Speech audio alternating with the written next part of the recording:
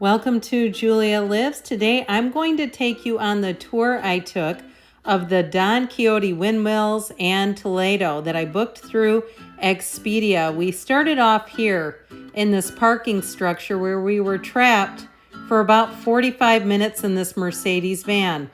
There was a running race through Madrid and we could not get out of the parking structure. We waited and waited, and finally someone came who worked for the parking structure that helped our tour guide get out through an entrance. So they blocked it off and then helped us to finally get out. So I booked this through Expedia because I couldn't book it another way for some reason. I paid $199. This is our first stop in Consuegra. That was about a maybe 45-ish, 30-ish minute drive from Madrid.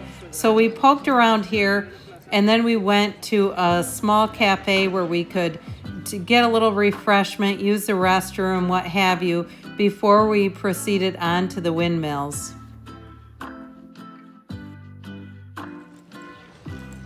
Next stop, the cafe where our driver was kind enough to treat us to our refreshments.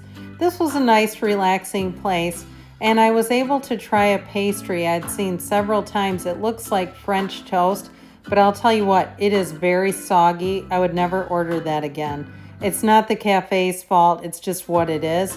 So you'll see that the drive is very scenic to the windmills, and it was just a very relaxing time. There's great photo opportunities, and you'll hear in one part where our guide is talking through a translator. He used that the entire time, so it translated it into English. I've done it both ways, where someone in Spain has done a tour and they just spoke in English, and we had to figure it out what they were saying. This was clear, but it was a little odd with the translations.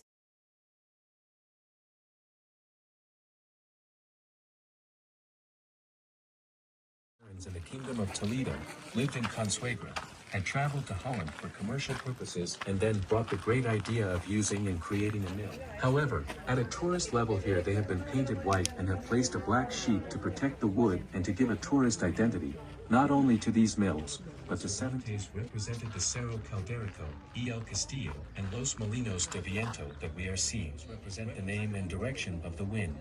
Then when we enter the Ruscio mill, we will see a video and give a short explanation. Currently 3 mills work.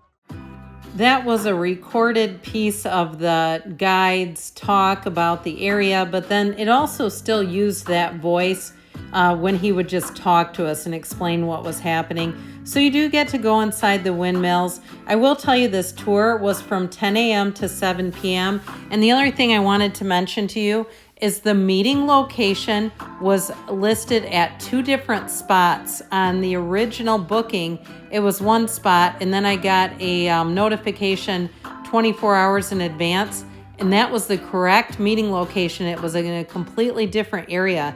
So make sure if you take one of these tours that you are reading everything, because if we would have been waiting in the other area, we might have missed the tour. And for, of course, $100 a piece, I would have liked to have been on this. So it does take the full day, but you'll see it's beautiful, it's historical, and again, you get some fun photos. There were a lot of people with their cameras just posing and spending time enjoying the windmills. Then we went on to Toledo after this, and your time in Toledo is on your own. I could have booked the lunch, but I quite frankly didn't like the menu because it featured goat cheese, and I don't like goat cheese. So we just wandered around. We didn't schedule any additional tours, but you might want to for the amount of time that you're spending here. It got a little old. This is McDonald's, and I just thought it was kind of a funny little McDonald's. They had a receipt that you would use to get into the bathroom that printed off a code. So I feel like a lot of people were going in there just to use the restroom.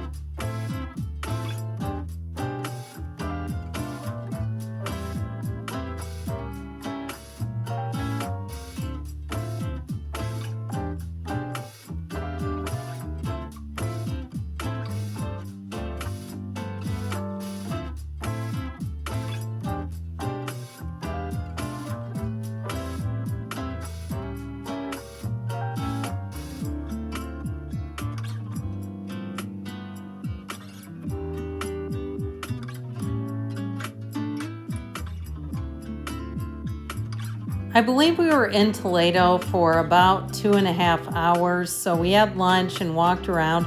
But you could schedule something on your own. You would have to pay for it, something like a demonstration of how to make swords. That's very popular here, or a tour of the castle.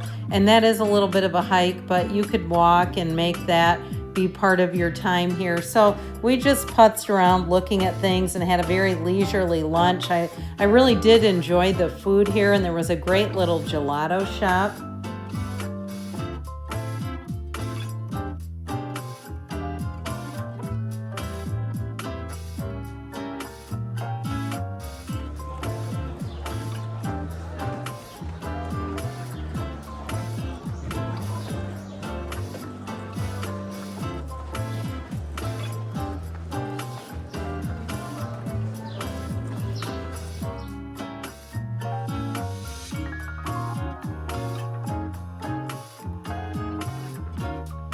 The chips and the corn nut mix was just complimentary with our meals, but very tasty while you're waiting and you're parched.